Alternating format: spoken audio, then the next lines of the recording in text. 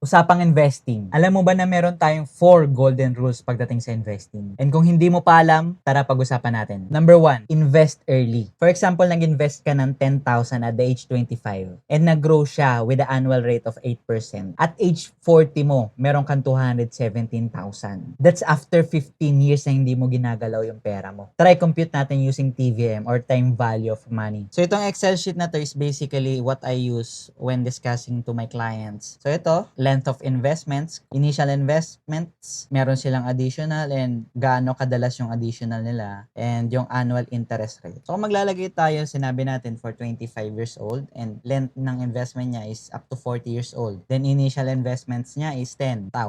Wala akong sinabing nagdadagdag siya every year or every month. So gawin natin itong 0. And then yung annual interest na sinabi ko is 8%. So ang magiging future value of investment niya at 15th year is 270,000.